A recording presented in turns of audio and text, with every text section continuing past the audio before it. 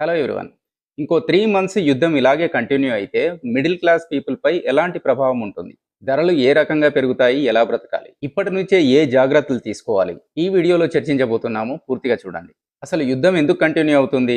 ఇప్పుడు ఈ దేశాల మధ్యలో ఉన్న పరిస్థితి ఏంటి? ఇప్పుడు ఈ యుద్ధ పరిస్థితి ఏంటి? ఒకరు ఆధిపత్యం చెలాయించడం, ఒకరు ఆత్మగౌరవాన్ని నిలుపుకోవడం, సార్వభౌమత్వాన్ని నిలుపుకోవడం. ఈ రెండిటి మధ్యలో యుద్ధం చాలా కాలం కొనసాగుతూనే ఉంటుంది. రెండో కారణం ఏంటంటే, యుద్ధం చేస్తున్న దేశాలకు కొన్ని మిత్ర దేశాలు మిసైల్స్, ఈ టెక్నాలజీ ఇవన్నీ కూడా హెల్ప్ చేస్తూ ఉన్నాయంట.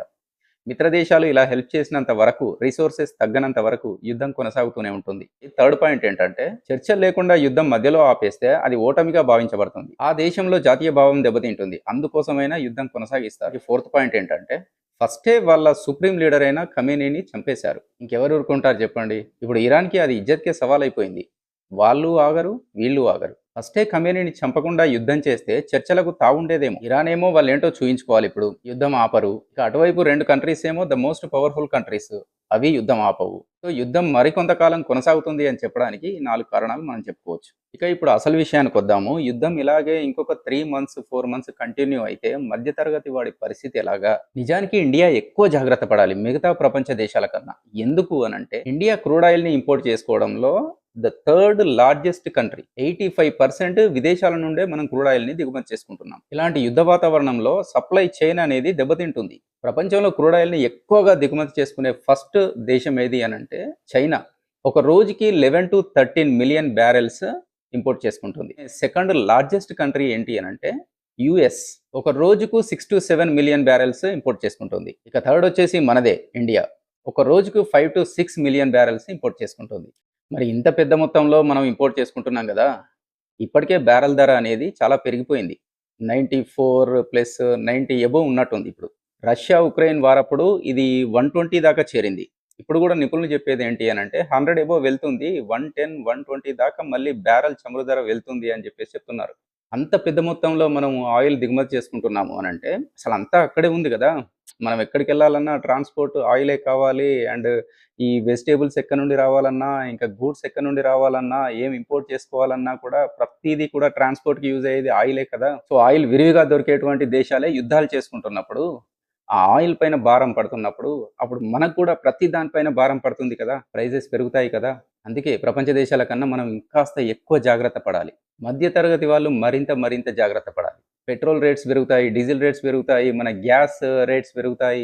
Milk packets, oil packets, vegetable markets, super markets ఒకటా, రెండా మన నెలవారీ బడ్జెట్ అంతా కూడా తలకిందులైపోతుంది. యుద్ధం ఇలాగే ఇంకొక 3-4 మంత్స్ కొనసాగితే మీరు పెట్టే ప్రతి ఖర్చులో 10-20% పెరగొచ్చు. ఇక ఆలోచించుకోండి. యుద్ధం ఇలాగే కంటిన్యూ అయితే గనక ఇంకొక 6 మంత్స్ టు 1 ఇయర్ ప్రతి ఖర్చులో కూడా 30-40% కూడా పెరిగే ఛాన్సెస్ ఉన్నాయి. ఇక ఆలోచించుకోండి. గోధుమలు, ఎరువులు ఇలాగ మనం ఇంపోర్ట్ చేసుకునే ప్రతి దాంట్లో కూడా మనం ఇంతకుముందు చూడని ప్రైజెస్ పెరగబోతున్నాయి. జాగ్రత్త. ఈ వీడియో భయపెట్టడానికి కాదు, జాగ్రత్త పరచడానికి మాత్రమే అని దయచేసి గమనించండి. ఇవాళ నీకొక రూ. 100కు దొరికేది రేపు నీకు 120, రూ. 130 కూడా దొరక్కపోవచ్చు. అలాంటి పరిస్థితులొస్తున్నాయి. జాగ్రత్త. 3-4 మంత్స్ ఇలాగే కంటిన్యూ అయితే గనక ఇన్‌ఫ్లేషన్‌ని తగ్గించడానికి ఆర్‌బీఐ ఇంట్రెస్ట్ రేట్స్ కూడా పెంచొచ్చు. తద్వారా హోమ్ లోన్, కార్ లోన్, ఈఎంఐలు కూడా పెరుగుతూ ఉంటాయి. Share markets తలకిందులైపోతాయి. సో, మధ్యతరగతి వాళ్ళుగా మనం ఏం చేయాలి మరి? ఖచ్చితంగా ఇప్పుడు చెప్పే విషయాలు గుర్తుంచుకోండి. ఒక 2-3 నెలలు అవసరం లేని ఖర్చులు తగ్గించుకోండి. పెద్ద ఖర్చులు పెట్టకండి. లగ్జరీస్‌కి వెళ్ళకండి. ఈ మొబైల్స్ కొనడాలు గానీ, ఇంకా కార్లు అలాంటివి ఏమన్నా కొనడాలు గానీ, పెద్ద ఖర్చులేమి చేయకండి. ఎమర్జెన్సీ ఫండ్ కింద ఏ పరిస్థితి ఎలా ఉంటుందో ఒక 2-3 నెలల ఖర్చు మాత్రం దాచుకోండి. అప్పులు, క్రెడిట్ కార్డ్, ఈఎంఐలు ఇవన్నీ కూడా తగ్గించుకోండి. వీలైనంత వరకు షాపింగ్ తగ్గించుకోండి. బట్ స్మార్ట్ షాపింగ్ చేయండి. అంటే మీకు కేవలం అవసరం ఉన్నవి మాత్రమే తీసుకోండి.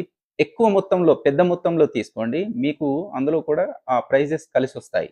హెల్త్‌కి ప్రత్యేకంగా ఒక ఫండ్ తీసి పక్కకు పెట్టుకోండి. అది మీకు అత్యవసరంలో యూజ్ అవుతుంది. అండ్ ప్రతి ఖర్చును ట్రాక్ చేస్తూ ఉండండి. ఒక్కటి మీకు గుర్తు చేయాలనుకుంటున్నా.